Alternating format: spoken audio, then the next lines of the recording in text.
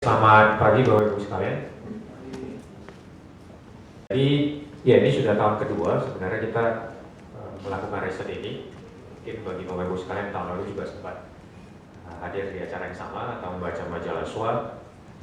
Jadi ini sudah merupakan tahun yang kedua. Sebenarnya ide awalnya pada saat pertama kali kami ya Wandi dan SWA tertarik untuk melakukan riset di industri kesehatan karena di negara manapun pada saat ekonomi berkembang semakin cepat, kelas menengah semakin banyak, maka salah satu industri yang bertumbuh adalah industri yang berhubungan dengan kesehatan dan macam-macam, tidak hanya dari segi produk tapi juga jasa-jasa kesehatan seperti rumah sakit dan sejenisnya. Isu terbesar selalu pada saat sebuah industri bertumbuh adalah bagaimana kita tahu bahwa industri itu memang sudah memberikan sesuatu yang baik kepada pelanggannya, cara pelayanannya, marketingnya, dan sebagainya. Jadi diperlukan penelitian sebenarnya untuk membuat bagaimana ekosistem itu bisa berjalan dengan baik.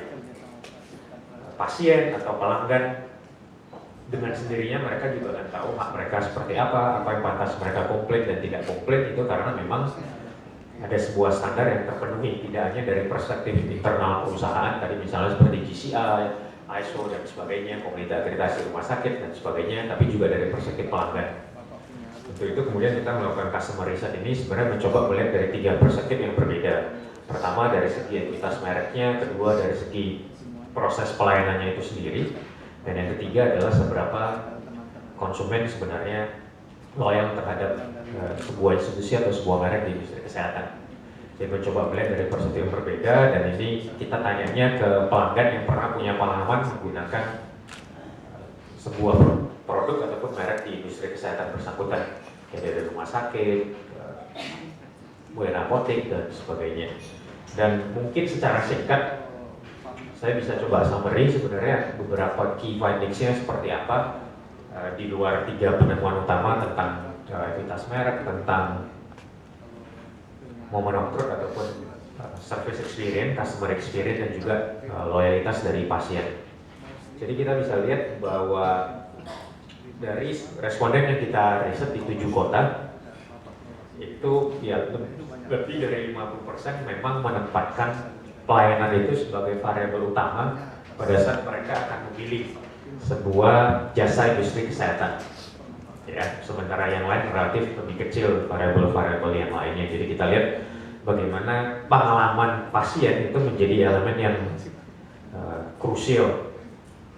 Pada saat kita ngomong tentang pengalaman pasien, sebenarnya itu salah satunya kemudian mau tidak mau memaksa teman-teman di industri kesehatan untuk sebenarnya mengubah cara berpikirnya.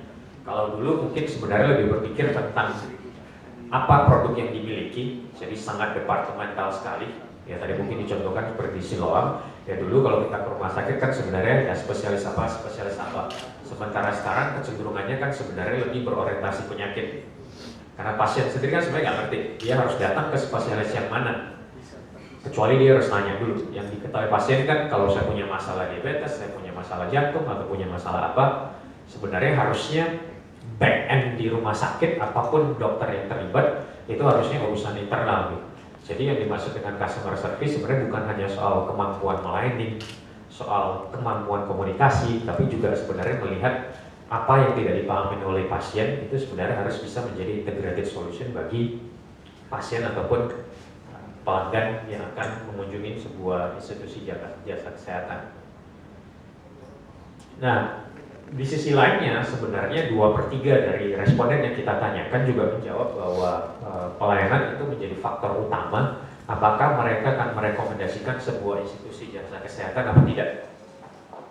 Ya, jadi kita tanya sebenarnya source of recommendation-nya. Jadi kalau misalnya pasien tersebut pernah merekomendasikan sebuah institusi jasa kesehatan, apakah itu rumah sakit, apotek, eye center, beauty center, dan sebagainya, faktor-faktor apa yang sebenarnya akan membuat mereka merekomendasikan secara positif dan negatif ya. Dalam artian di sini itu 2/3 itu memang menempatkan bagaimana proses melayani itu menjadi faktor yang utama.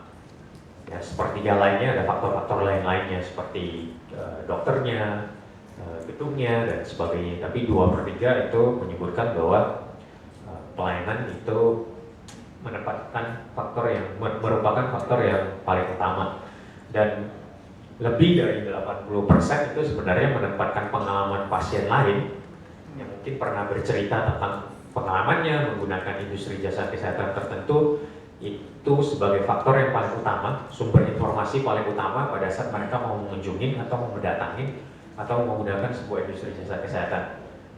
Ya, jadi karena ya apalagi sekarang di era digital, ya kalau kita sakit atau apapun yang pertama kita cari pasti Google. Jadi itu juga salah satu contoh bagaimana patient experience yang dia kenal secara face to face maupun yang dia tidak kenal secara face to face itu menjadi faktor penentu yang cukup berpengaruh. Jadi 9 dari 10 pasien mengatakan bahwa sumber informasi utama pada saat mereka ingin, misalnya mereka nggak punya informasi spesifik rumah sakit mana yang akan dikunjungi, maka cerita dari orang lain itu 9 dari 10 responden mengatakan cerita dari orang lain yang pernah mengunjungi institusi yang bersangkutan itu akan sangat mempengaruhi apakah mereka akan datang atau tidak jadi datang ke sebuah tempat yang menyediakan jasa kesehatan.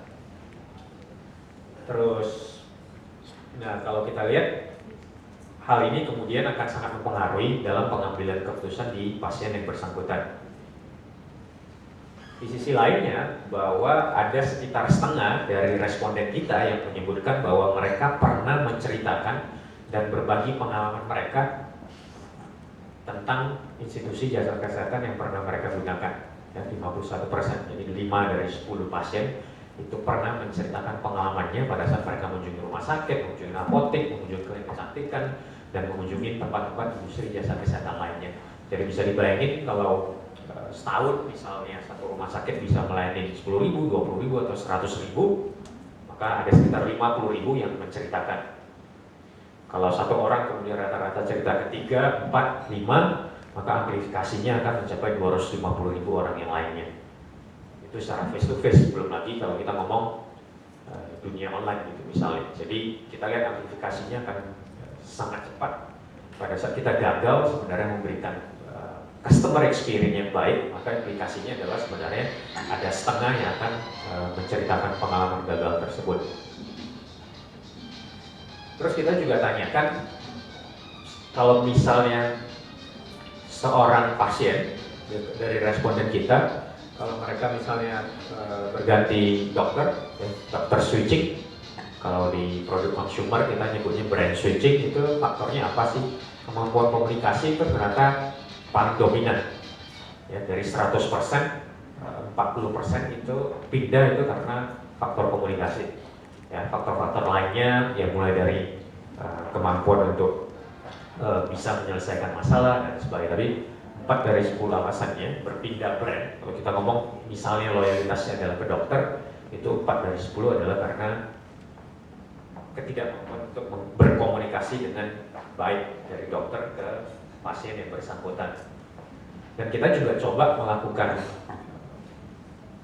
simulasi kalau misalkan pasien tersebut dihadapkan dengan situasi rumah sakit, dokter dan juga semua petugas kesehatan yang ada di dalam sebuah institusi memberikan kemampuan komunikasi yang baik, itu seberapa mereka sebenarnya punya willingness to pay additional money.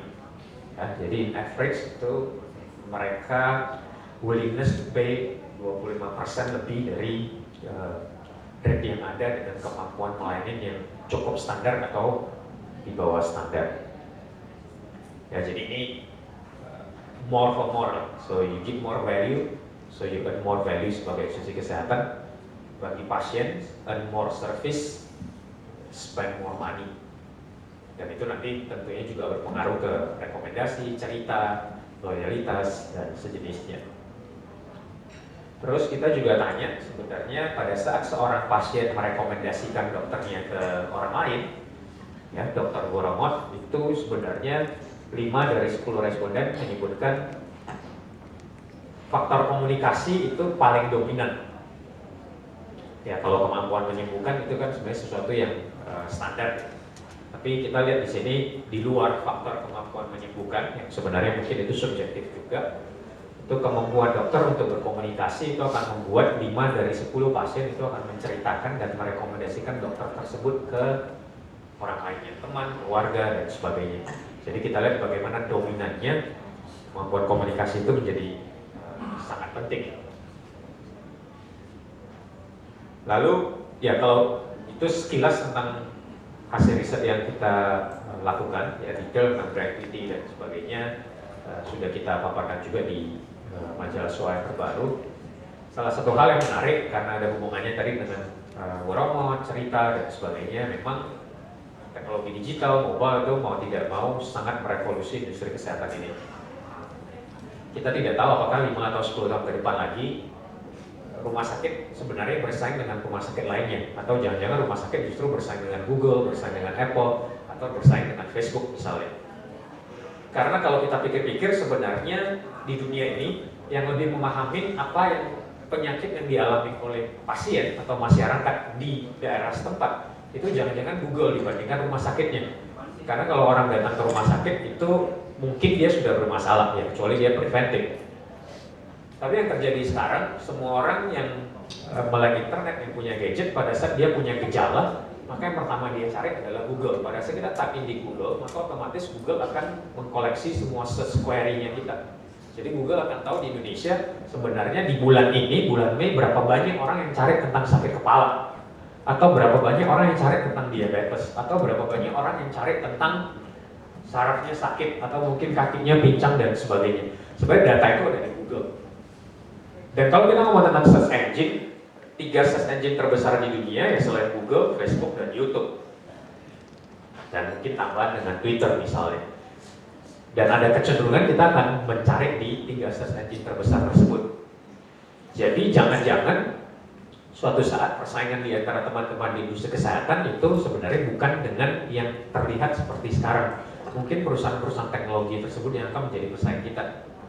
Ya kita bisa bayangin Apple dalam waktu terdekat dan mungkin komputer-komputernya akan ngeluarin smartwatch. Mungkin teman-teman juga baca bagaimana Apple dalam 1 tahun terakhir ini merekrut banyak dokter menjadi karyawannya. Jadi bisa dibayangin sebuah perusahaan yang dulunya buat laptop, buat MP3 player, buat handphone, terus sekarang dia merekrut dokter untuk kerja di Apple.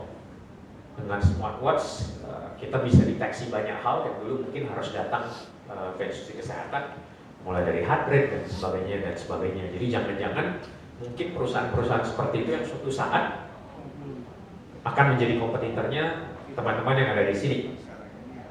Karena ya kita nggak tahu pada suatu saat kemudian kita ngetik sakit kepala, ya mungkin muncul di sebelah kanan atau di sebelah atas muncul di search query-nya obat sakit kepala atau apapun itu. Jadi banyak hal yang sebenarnya kita lihat bahwa 5-10 tahun ke depan wearable devices itu akan sangat mengubah industri kesehatan. Kalau saya tunjukkan gambar ini, mungkin teman-teman bisa lihat bagaimana pemetaan wearable devices itu akan sangat mempengaruhi berbagai industri. Industri yang paling cepat impact-nya, industri yang paling impactful itu yang mana? Dan teman-teman bisa lihat di sebelah kanan ini kan sebenarnya paling terpengaruh. Dan di sini jelas bahwa industri kesehatan itu adalah industri yang akan paling terpengaruh oleh wearable devices. Ya beberapa mungkin dia kayak Nike buat dan sebagainya, cuman mereka tidak punya ekosistem. Yang dimiliki oleh Google, yang dimiliki oleh Apple adalah mereka punya ekosistemnya. Google punya Android, pasti digunakan oleh banyak orang. Apple punya iOS-nya, dia punya ekosistemnya, itu yang nggak dimiliki oleh Nike dan sebagainya yang dulu mencoba membuat wearable devices dengan gelang atau apapun itu. Jadi kalau kita lihat banyak yang akan terpengaruh, militer salah satunya. Makanya Google kita lihat cara mereka akuisisi, yang mereka akuisisi sekarang paling banyak adalah anak-anak muda yang bisa buat teknologi yang berhubungan dengan kesehatan dan yang berhubungan dengan teknologi militer, karena ini akan paling terpengaruh. Terus Google Glass kita lihat juga udah pre-launching, bagaimana itu suatu saat mungkin itu akan sangat mempengaruhi juga bagaimana konsumen berinteraksi dengan industri-industri jasa kesehatan. Jadi kalau kita lihat dari slide ini bisa terlihat ya memang industri kesehatan yang akan paling terpengaruh. Mulai dari hal-hal sederhana, ya Google Glass contohnya kita sekarang juga sudah mulai banyak bisa menjumpai kalau teman-teman familiar untuk search di App Store atau di Google Play Store sebenarnya sudah banyak. Ya. Mulai dari hal yang sederhana, sekedar untuk cek misalnya detak jantung dan sebagainya, yang ke depan mungkin akan semakin dominan lagi. Ya, ini era yang kalau teman-teman di teknologi menyebutnya sebagai big data. Google punya begitu banyak data, kita search apa, kita cari apa dan sebagainya. Rumah sakit pasti juga punya data pasien dan sejenisnya. Meskipun isu di Indonesia dan di sebagian besar negara di dunia adalah ya kita mungkin belum punya single medical record kan, karena medical record kita itu terekam di masing-masing rumah sakit, dan sekarang juga masih banyak yang medical recordnya ada dua, pasiennya satu pegang sendiri, kalau dia pindah rumah sakit ikut dokternya, dan satu dipegang oleh rumah sakit. Mungkin suatu saat itu akan pindah ke app, kita nggak tahu karena itu masih tergantung regulasi dan bagaimana industri ini bisa berkolaborasi. Terus ya banyak juga chipset yang berkembang seperti ini, ya, yang bisa keep reminding kita udah minum obat, udah olahraga atau belum dan sebagainya. Dan berbagai teknologi-teknologi yang bisa ditanam atau dikonekkan dengan mobile kita. Ya, ini salah satu yang cukup populer juga. So, detect heart rate-nya seperti apa. Jadi, kalau kita ngomong tentang kesehatan ke depan, mau nggak mau satu yang nggak bisa dihindarin adalah device itu akan semakin terkoneksi satu sama lain. Jadi antara mobile, antara wearable devices mungkin akan lebih bagus kalau suatu saat bisa terkonek juga dengan back-end server di rumah sakit, di industri-industri kesehatan dan sebagainya. Bisa terkonek juga langsung dengan apotek dan sebagainya. Jadi one touch itu semuanya selesai, bisa dijalani telemedicine, delivery obat dan sejenisnya. Tapi di satu sisi juga pasien ataupun konsumen semakin lama itu semakin ingin bisa mengukur dirinya sendiri. Ya, nggak harus nunggu ke dokter lagi, dia tahu setiap hari heart rate-nya berapa dan sebagainya.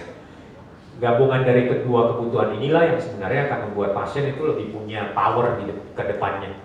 Karena pasien bisa kontrol sebenarnya kesehatannya, well-being-nya seperti apa. Instead dikontrol oleh sebenarnya situasi yang dia tidak bisa prediksi sebelumnya. So, yeah, this is the future. Efeknya sebenarnya bagi teman-teman yang ada di industri ini adalah ya selain menjaga track untuk terus berinovasi seiring dengan regulasi yang juga evolutif, yang kedua yang harus dijaga adalah bagaimana pengalaman pasien itu sendiri. Karena pada saat semua terkoneksi satu sama lain, maka pengalaman buruk atau pengalaman baik itu hanya dengan satu sentuhan jari akan menyebar kemana-mana. So, jadi teknologi tidak hanya digunakan untuk kepentingan kesehatan sebagai kesehatan semata, tapi juga digunakan untuk kepentingan bagaimana pasien bisa bercerita, berbagi pengalamannya baik positif maupun negatif ke jaringan pertemanannya. So, ini yang kita sebut sebagai bagaimana mereka bisa kontrol their own well-being instead of control by third party, misalnya dokter dan sebagainya. Jadi ya itu kira-kira sedikit penjelasan dari saya tentang hasil dari riset ini dan juga mungkin beberapa hal yang mungkin bakal terjadi di industri kesehatan ini. Sekian dari saya, terima kasih, selamat siang. Terima kasih Pak Sumari.